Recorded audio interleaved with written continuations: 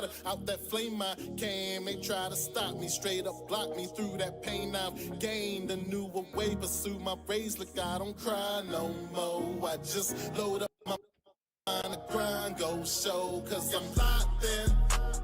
Every single day I be locked in. Focused all the way, man, I'm locked in. From the time I wake, I be locked in. I don't need no break. Okay. Let's play. Okay.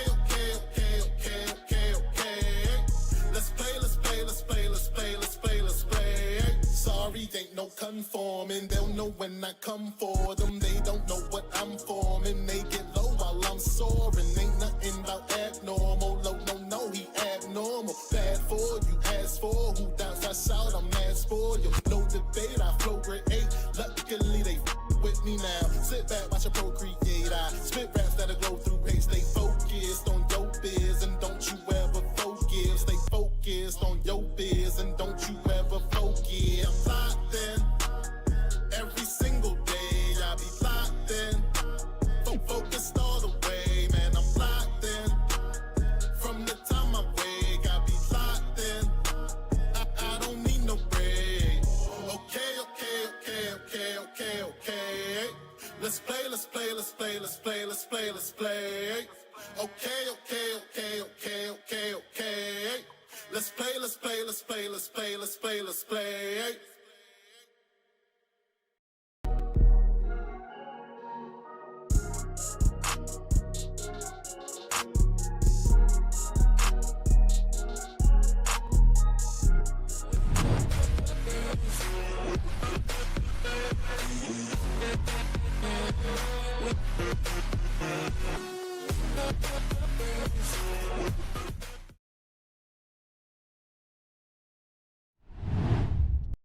Good morning. Welcome back to Sip the Tally Films. I'm your host, Coach Evans, and we're coming to you for our normal Saturday morning preview show. And this is a preview of the Baltimore Ravens versus the Pittsburgh Steelers. And we're going to kind of dive right into it. We got a few shout outs real quick. Ravenville, what's good? Appreciate you for coming through. Chaos is in the building, says, what's up, coach? Brandon Tillman, what's up? Well, good morning to you. Good morning, Jeremiah. Appreciate you for coming through. Legend, appreciate you for being locked in. And Go Man, appreciate you for joining us on this early Saturday morning cartoon special. And even though I just said that, there are no cartoons here today. Just thinking about old school nostalgia. This time when we was 6, 7, 8 years old, a bowl of cereal and some cartoons was the ultimate wake up to Saturday morning. But now it's coffee. Let's dive right into it and get going. I don't want to keep you too long, but as you come in, wipe your feet and hit that like button, and we're gonna go ahead and get this thing started.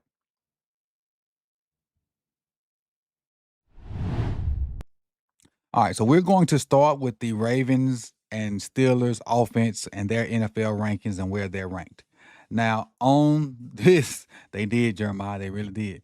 On this chart, it is the NFL rankings, so you want to be closer to 1. The lower the number, the better. The higher the number is worse. So we'll start off with points per game. The Baltimore Ravens are ranked 12th in the NFL. The Steelers are ranked 15. So they're kind of right around the same area. Yards per game. The Ravens are 20th. The Steelers are 27th. And neither one of us are hitting it off offensively. Both of us are in the bottom half of the NFL in those categories. When it comes to TDs, the Ravens are 14th. The Steelers are 18th, which puts the Ravens above the Mendoza line on that, and Steelers behind it, with 16 kind of being the cutoff spot because of 32 teams. Passing yards per game. Both of us kind of stink at that. With Ravens are 28, the Steelers are 24th. Rushing yards, we've moved back to the top 5, so we're number 5 in that. What up, Jose? We're number 5 in that, or number 4 in that, I apologize. And then the Steelers are 28, so they don't run the ball well at all. This is something we have to take advantage of and make them a one-dimensional team because they don't run it well at all. Now, if you go in and don't have gap integrity, they will hit you upside the head with a couple of their running backs, Gainwell and Warren. Sacks. Sacks allowed. Sacks allowed. We're 24th in allowing sacks. They're 10th. So they've done a good job of protecting Aaron, and Aaron's probably done a good job of getting rid of the ball to avoid those sacks as well. Maybe throwing it at people's feet, throwing it away, different things to help the offensive lineman not accrue sack numbers. Whereas for us, we're 24th. So we're in the bottom third in giving up sacks, which is not very good and is a really telling number about our offensive line and our receivers as well. That number tells me that our receivers are not getting open versus press man or any kind of man coverage. And then explosive runs. We are second in explosive runs, which is good. And that goes right along with us being the number 4 rushing team in the NFL as well. And then the Steelers are 28th in explosive runs. So with that being said, again, they don't run the ball well. The rush yards per game and the explosive runs, they match up very well. The Steelers are 28th in both of them. The Ravens are 4th and 2nd, respectively. Let's get over to the other side, on the defensive side, and see how each team matches up. And again, you want to be toward the bottom. If the closer you are to 1, the better. The closer you are to 1, the better when it comes to these charts that I'm doing. Points per game, and we do in the same category, just on the defensive side. You see fairly even. Ravens are 21st, Steelers are 20th. Defensively, neither one of us are hitting on all cylinders. We both are bad defensive teams at the moment. Yards per game, 26 and 28. Again, both teams give up a ton of yards, toward the bottom of the league in that. TDs allowed. So this is kind of where both teams seem to be bend but don't break, because they're at the very bottom of the league in yards allowed. But when it comes to actual giving up TDs, they're in the middle of the pack. So both teams kind of have this bend, don't break defense that give up yards, but don't give up a boatload of points once they give those yards up. And that can be dangerous, depending on what team you're playing and what time of the year it is and whatnot. If you get a good red zone team, you're going to give them yards and points, and then you're just going to look like a total cluster. But going back to passing yards, we're both teams at the bottom of the NFL in that. Ravens being 25th, Steelers being 28th. Rushing defense, middle of the pack, 17 and 18. Sometimes we stop the run, sometimes we don't. And then we all saw what happened to Pittsburgh last week versus Buffalo. I think Buffalo put the most rushing yards on them ever last week. Ran a boatload of duo. I got a video on the channel that talks about, what the Steelers did and how can we duplicate that. So if you haven't watched that, go check that out. And if I remember, I'll try to put that in a little circle, in this, see where in that corner over there after this video is over with. I'll try to remember to do that. All right, sacks. So the Steelers are 8th in sacks. So as bad as their defensive numbers look, they still go get after the quarterback. And you're looking at Watt, Herbig, Highsmith, Cam, and then you got Benton. I think Queen's going to try to play.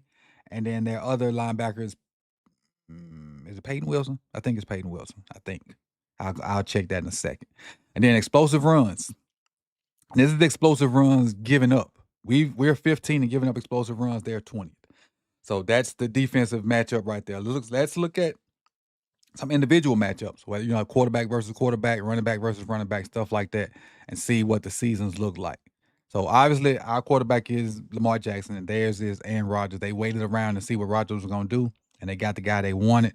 I don't think they're getting the results they want at the time, but hey, he's there. It is what it is. Lamar's missed 2 games. Aaron has played in all of them, so you see the record. Lamar's 5-4 as a starter. Aaron 6-5 as a starter. With both teams being 6-6, as of today, which is December 6th. Completion percentage. Aaron is a point above Lamar, but not even a whole point. Only 0.4 of a point above Lamar. Passing yards, Aaron has about 200 more than Lamar. Again, Aaron has played 2 more games. Passing yards per attempt, Lamar's winning there, 8.1. Passing yards a game, Lamar's better at 204.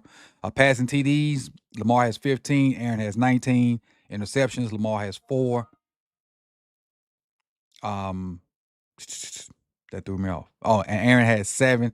Passer rating, Lamar's 104. Aaron's 95. Rushing, that's pretty much going to be all Lamar. 52 rushing attempts, 264 yards, 5.1 yards per carry, and 1 touchdown. And Aaron barely has run 15 times, 26 yards, 1.7 yards per attempt. And we all know Aaron is not a runner, so it's appreciate you, go man.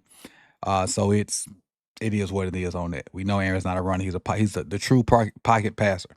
He can kind of put the ball anywhere he won't. Well, used to could do that, and it just depends on what kind of receivers he got to help him out now.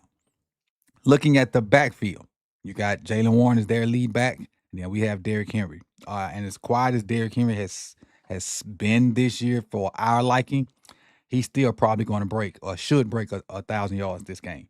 He's sitting at 931, while as Jalen Warren, who is their lead back, has 639. The yards per rush are fairly even. Henry has 10 touchdowns. Warren has 4. Warren has a few more receptions with 27 and 228 receiving yards, and he also has a touchdown to go with that. But Derrick is not bad catching the ball at the backfield. The big 40-yard catch probably helped this average right here. He has 14 catches for 142 yards for 10.1 yards per catch. And again, he just had a big catch in the last game that probably boosted this up. Going to the top receivers, and for them it's DK Metcalf, and for us it's Zay Flowers. Never could they be a difference in body types when you're comparing 2 number 1 receivers. DK is 6'3", 6'4", probably about 230, 240, whereas Zay might be 5'11", 170, 180, maybe. But the difference in body type for these 2 guys is crazy for both of them to be number 1s. But Zay has more catches with 60. Zay has more yards with 767. DK has better yards per catch with 13.4, and he also has more touchdowns with 5, where Zay has 1. And DK has 2 rushes, where Zay has 8, mostly on jet sweeps, and he has 42 yards on those jet sweeps as well. Again, the body type for the different receivers is crazy.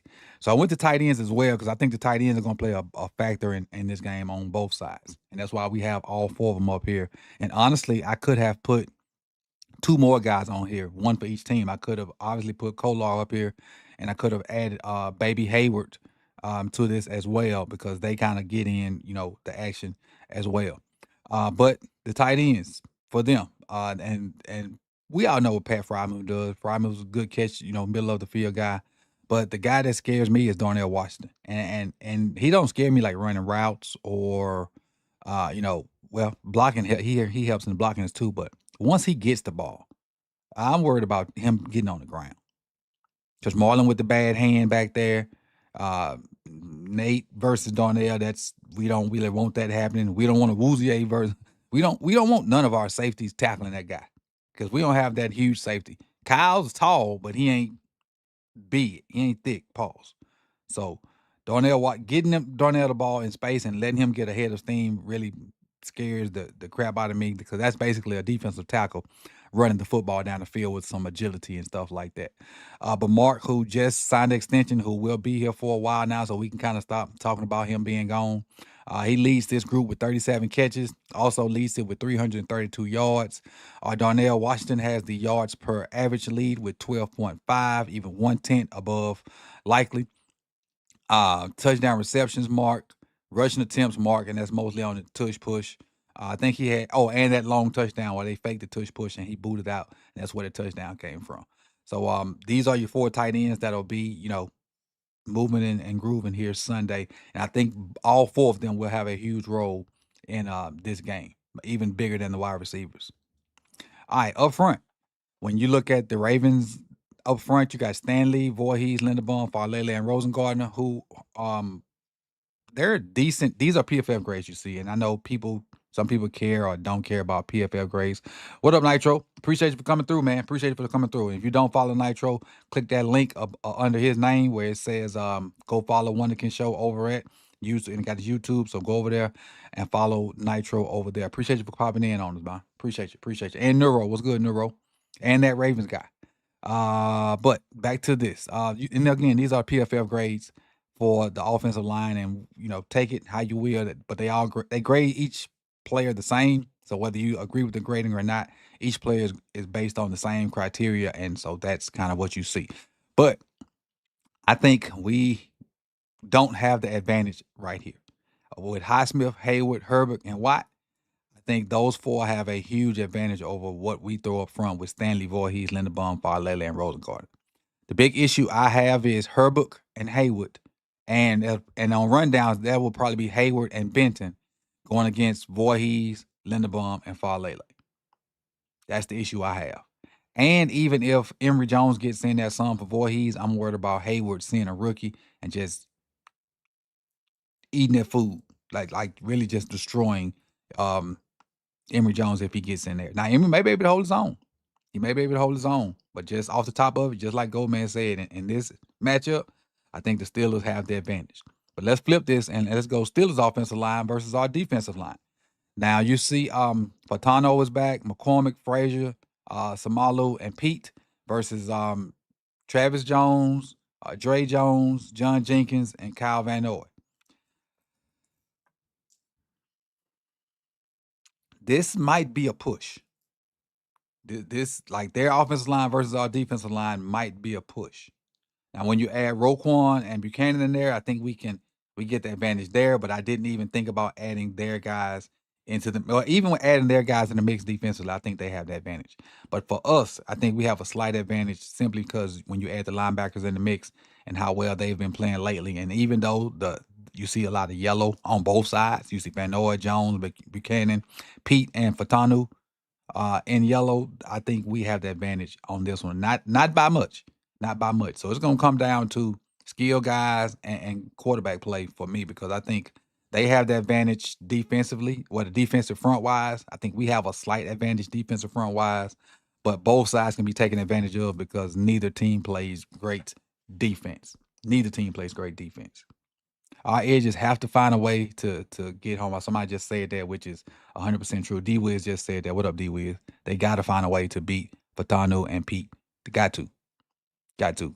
Us with all these blitzing the corners and safeties and all that, we're going to need them guys in coverage for the most part. Because, Aaron can, when he's on, he can put it where he wants to.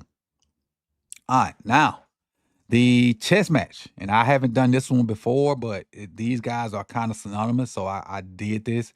This is Harbaugh versus Tomlin over the years. Harbaugh versus Tomlin over the years. And John is blue. Tomlin is orange.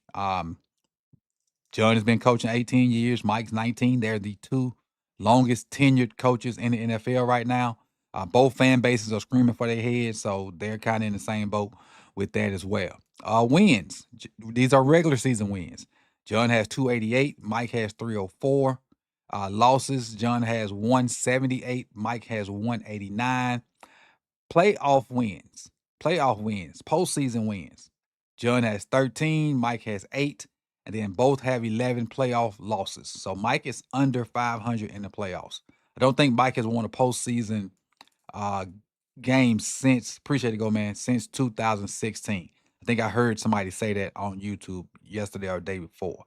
Super Bowls won. Both have won one Super Bowl, but Mike has gotten there 2 times and lost one of them as well. So Mike's won and won Super Bowl. John is 1-0.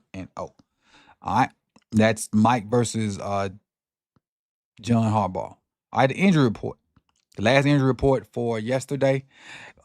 We basically have 2 guys that are not playing before we know it, and that's Tavius Robinson and Ardarius Washington. Both guys just coming back from injury designation, so they didn't, make the cut for this week. But Rashad Bateman was a full go yesterday. So was Lamar Jackson.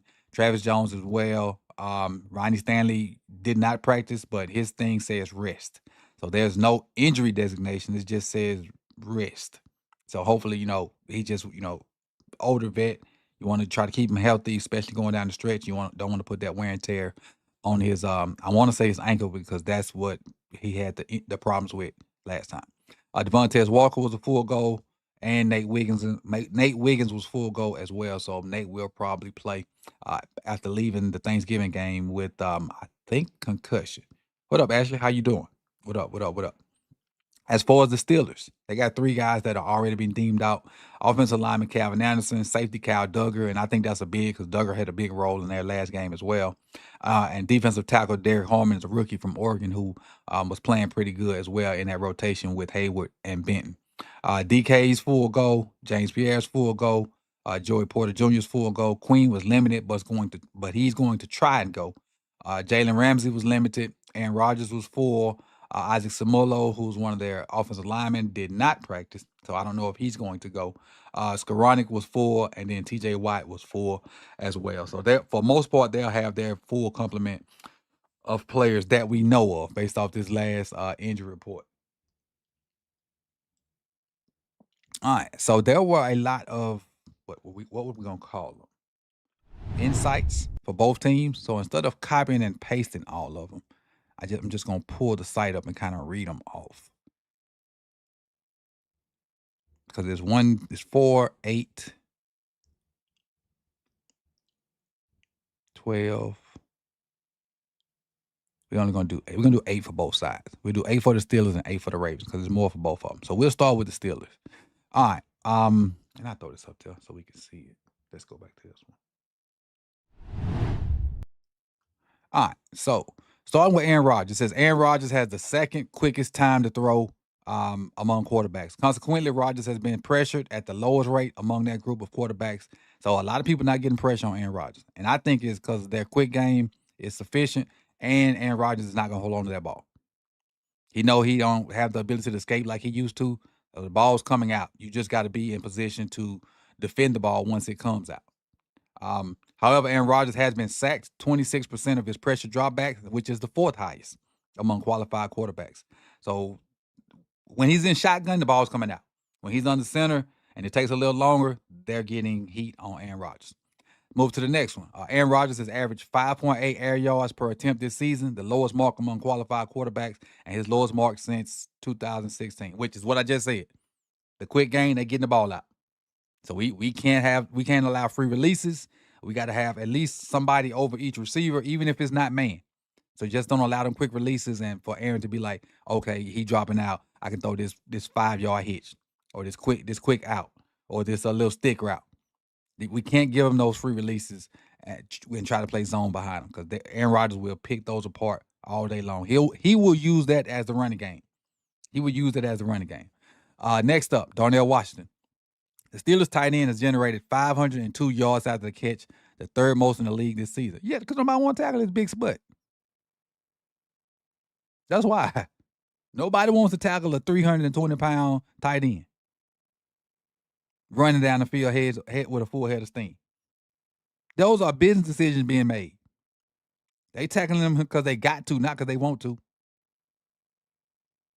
So, but we got a got to then. We got a got to and want to because I don't want him hurting us and not hurting us like performance wise or hurting us, putting us on injury report as well.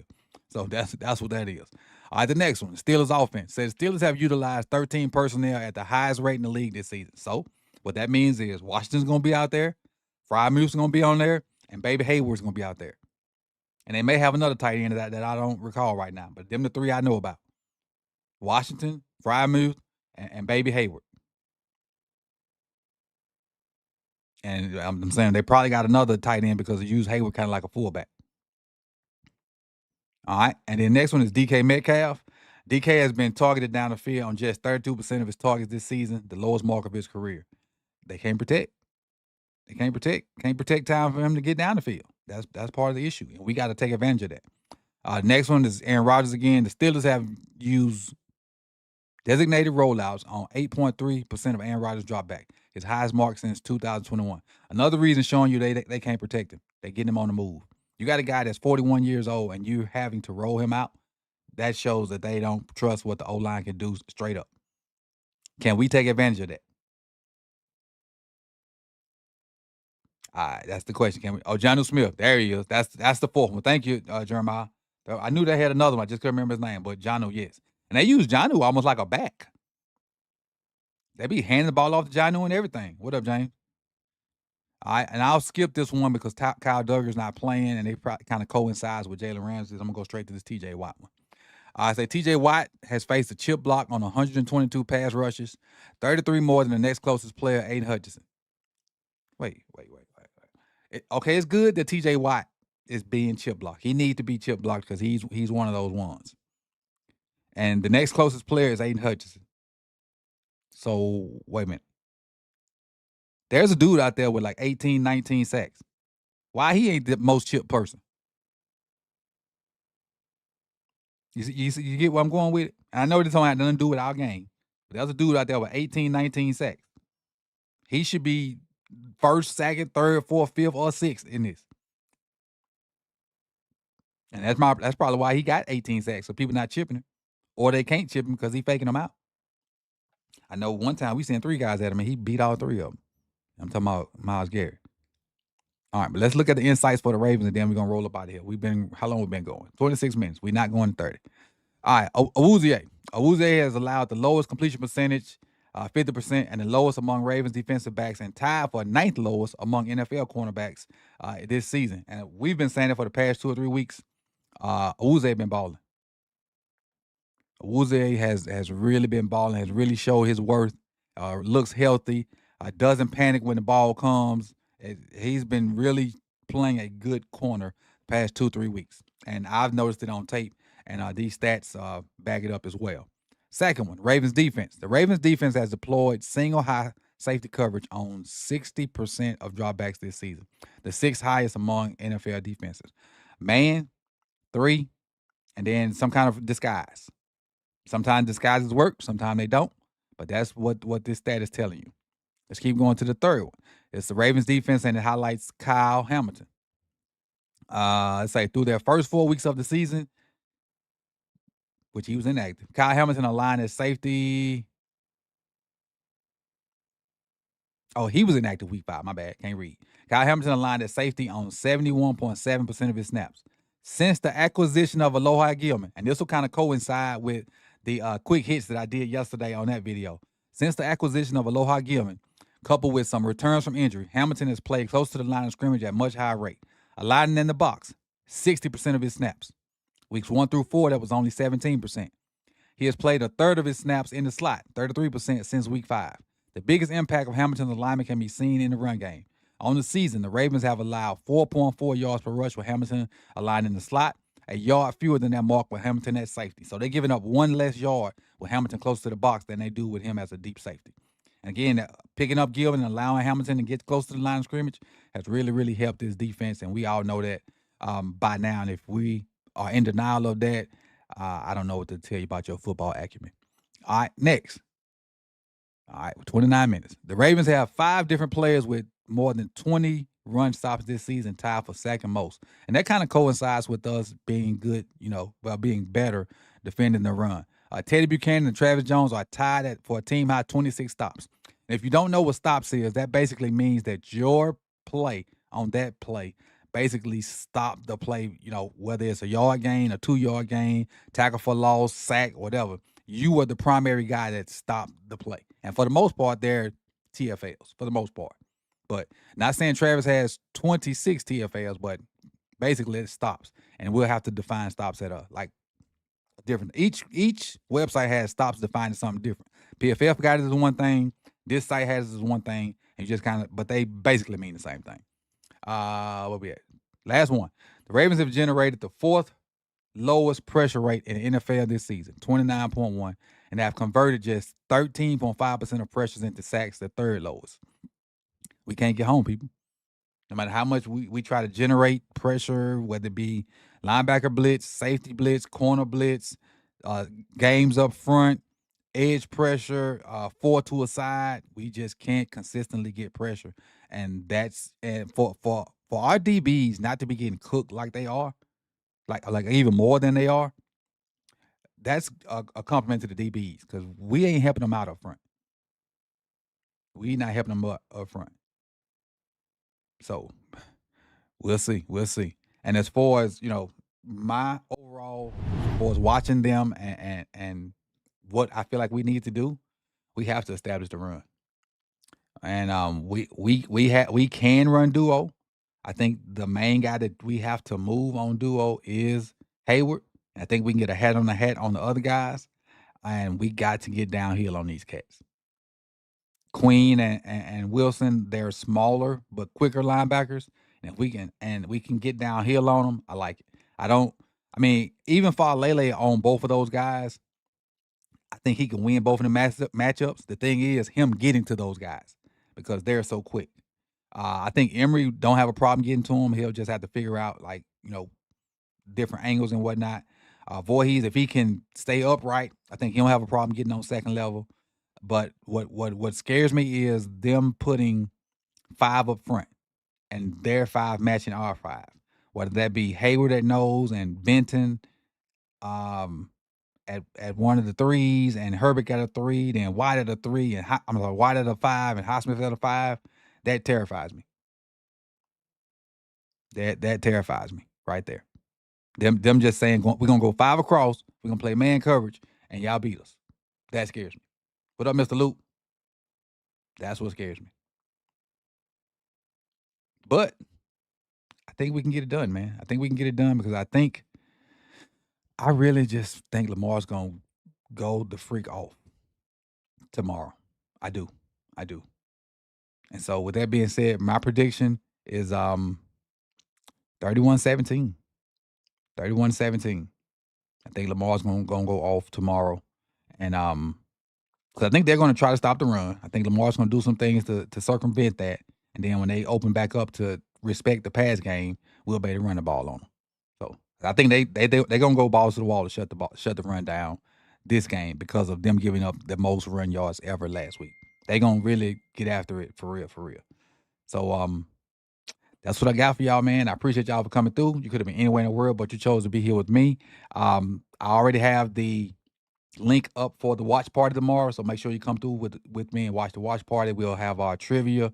If we hit our sub goal, we'll give away the chalice. I haven't given away the chalice yet because we hadn't hit our 10 $5 supers during the game yet, but we're gonna have that again tomorrow. And then the call-in show will be at 4:45 tomorrow as well, unless it's like overtime or something like that. So with that being said, man, enjoy the rest of y'all Saturday. Share this video out. We're on the road to 12K. So if you're a replay gang and you're watching this later, put hashtag 12K in the comment section. And I'll see y'all soon, man. Peace and love. Enjoy yourself.